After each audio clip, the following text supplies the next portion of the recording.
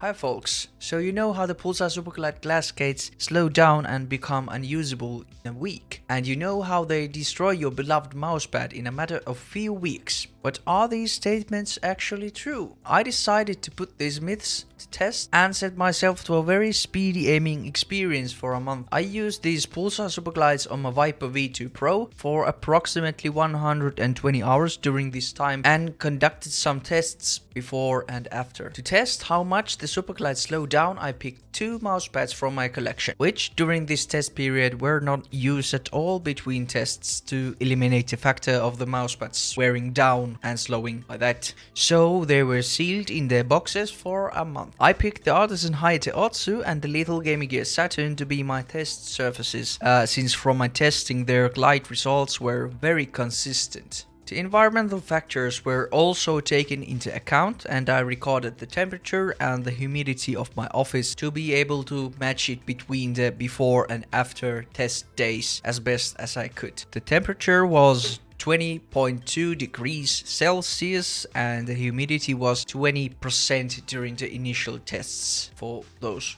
who like to know. Also, to imitate the pressure a gamer puts on his mouse, an additional 120 gram of weight was placed on top of the mouse during the tests. To find out the static friction, which affects how much force you need to get the mouse moving from complete standstill, so basically how easy it is to do micro corrections, the mousepad was put on a whiteboard, then slowly lifted from one side. The mouse was put on the other side of the pad and the angle it started to move was then measured with the lever app on my phone. The test was repeated 7 times and from these results an average was then calculated. Usually the first 2 results were left out as outliers because they were kinda inconsistent from the rest. From the average, a friction coefficient was then calculated using a tangent function. To test the dynamic or kinetic friction, which basically is how fast the pad feels during mouse movements, the whiteboard was put on a 12 degrees angle, then the time that the mouse took to travel 30 centimeters was then recorded. To eliminate extra human error, I recorded every test instance on my camera and got the stop time from the recording. With that, I got very consistent results with the relative standard deviation to be always between 2 and 4% depending on the mousepad. So really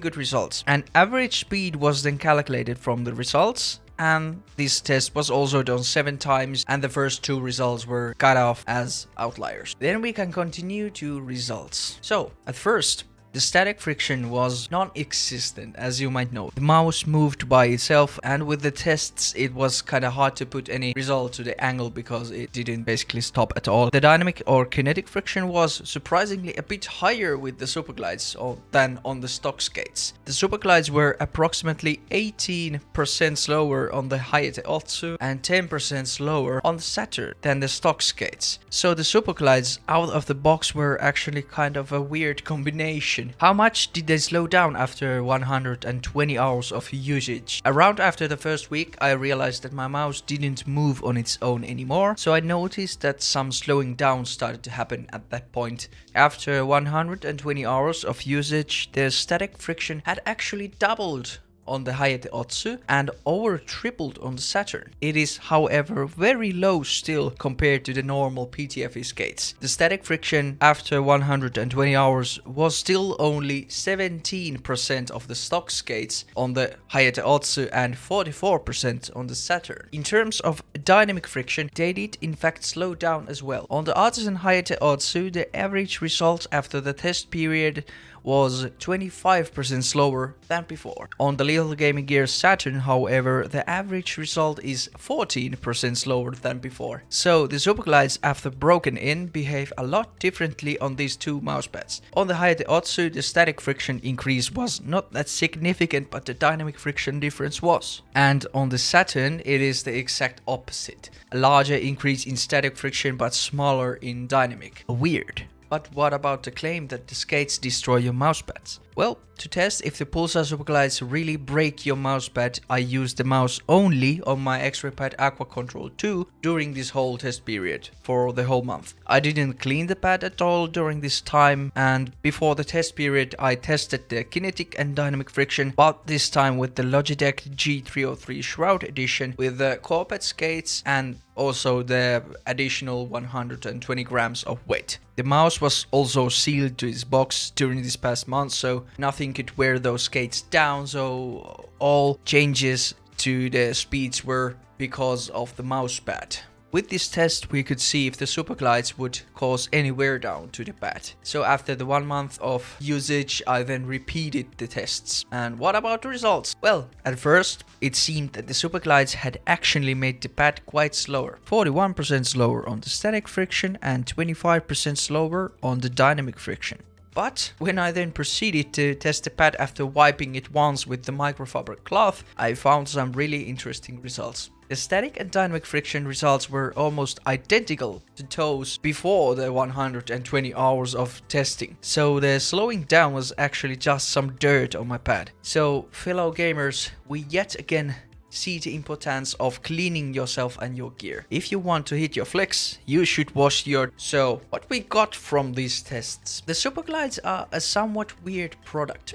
I usually like my mouse pads to have a low static friction and moderate dynamic friction, but with the Superglides, these both factors went a bit too extreme out of the box. We saw that the out of the box feeling goes away fairly quickly, and I suppose if I would continue using these, they would slow down even more. So, in terms of consistency, the Pulsar Superglides are not consistent experience. If you don't want your glide to be affected by dirt and time used, I wouldn't suggest using these. What about all those user reports that their mousepads have been destroyed by the Superglides? Were they lying? Well, my test period is probably too short to actually debunk the second myth. Physically speaking, the glass feet should wear down your pad faster than your standard PTFE feet, because the material the skates are made of is harder than the mousepad material, and with the PTFE feet it's the exact opposite. When the wear down happens probably varies greatly with the pad material and how much